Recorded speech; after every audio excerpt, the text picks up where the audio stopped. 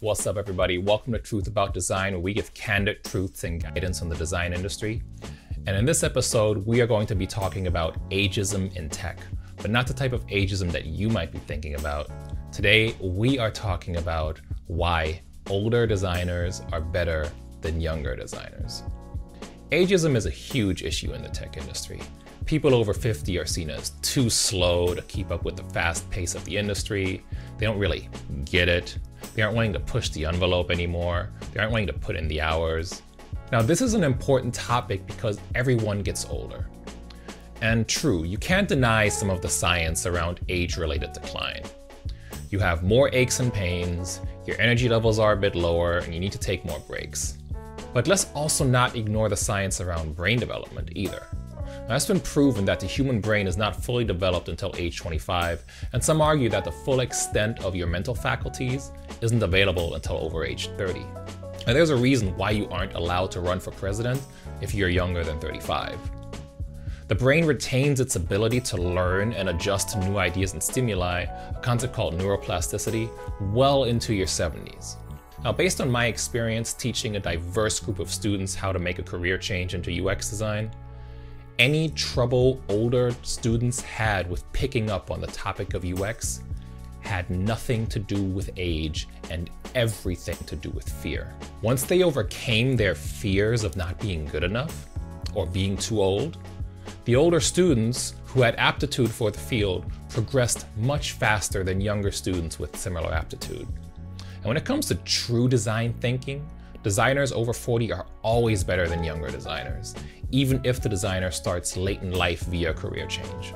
So why are older designers better than younger designers? We're going to go into the points. First of all, the life experience that older designers have helps them think more holistically.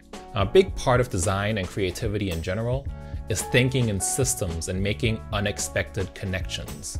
And some of the best designers are not the folks from elite universities like Harvard or Stanford or wherever. Some of those best designers are people with very diverse and unusual backgrounds.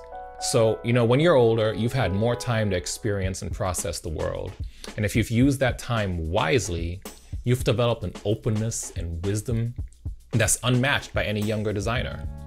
A great example of this is Johann Wolfgang von Goethe, who was a German poet, scientist, and author that rose to fame early in his life. I think at around 25, he wrote this book that was a huge hit at the time.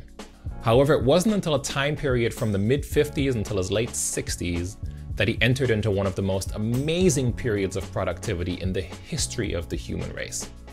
At that point in his life, he had accumulated knowledge from a lifetime of studies, as well as the discipline to channel his energy into productive endeavors. So at that time period in his life, poems, novels, and plays just came pouring out of him. He wrote most of his most well-known work, this play called Faust, in this time period. His daily routine was an insane combination of different studies. He would do writing in the morning, experiments and scientific observations in the afternoon, discussions with friends about aesthetics, science, and politics in the evening. And he seemed to just have boundless energy as if he was going through a second youth. Diligence and discipline that older people develop throughout their life, what I just talked about that Johann Wolfgang Goethe also developed later in his life, that lets you progress more quickly. Older people are more patient and diligent than younger people, generally speaking. They don't complain when they don't get what they want. They know how to manage their time and their emotions. They're not entitled, and their egos aren't as big. And all of these are very, very important traits that you want to have in a good designer. Another thing about older designers is that they tend to be better communicators and more self-aware. You can learn all of the hard skills surrounding design, in less than 5 years. The stuff like how to use the design tools, how to take notes, how to keep your wireframes in order, how to prepare your files to get handed off to engineers. All of that stuff you can master pretty easily. And once you've mastered that, design is primarily a job of talking to people. So explaining your design decisions, understanding what people really mean when they say something, and making people comfortable enough to open up to you. And without good communication skills, you just can't truly call yourself a designer. And these traits, those are all traits that older people generally have more of than younger people. Also, older designers have greater empathy. Design is all about being able to relate to other people, and research has shown that your capacity for love and empathy increases with age, and it doesn't ever decline. I suspect that this has to do with people gaining experience in their life, enduring heartbreaks, disappointments, and tragedies, and being able, through all of the experience that they've gained, have the ability to make connections between all of these different experiences and different subjects, and also having seen many people go through similar situations. See, if you have greater empathy, then you are able to design better solutions for the people you are serving as a designer. Okay, so those are the upsides to working with older designers. Are there any downsides?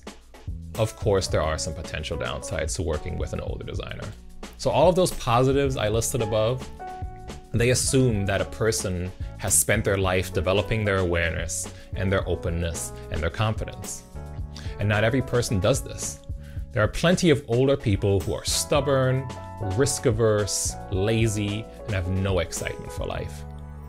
But I think that chances are that those people who are like that way when they are older, they were that way when they were younger as well. Old assholes were usually young assholes earlier in life. I suspect that the real reason why the tech industry prefers young people is because younger people are more easily exploited. Someone with 15 years of work experience, they know all of the games that adults play, they know their worth, and they are better at standing up for themselves. They will not, for example, accept working 80 hours a week for a crap salary and an unreasonable boss that yells at them. The point I'm making is that it's not a good idea to dismiss someone simply because they are over 50 or made a career change late in life. There are many, many brilliant, intelligent, open-minded designers over 50 out there who still got it and who are not only on top of all of the current trends, but also understand the history of the last 30 years. Unfortunately, we live in a society that prizes athleticism and aesthetic beauty, two traits that peak early in life and fall sharply after that. You may not be able to do backflips and slam dunks when you're 55, but your ability to think, connect, empathize, and create only grows greater as you progress through life. And can you really put a price on that type of knowledge?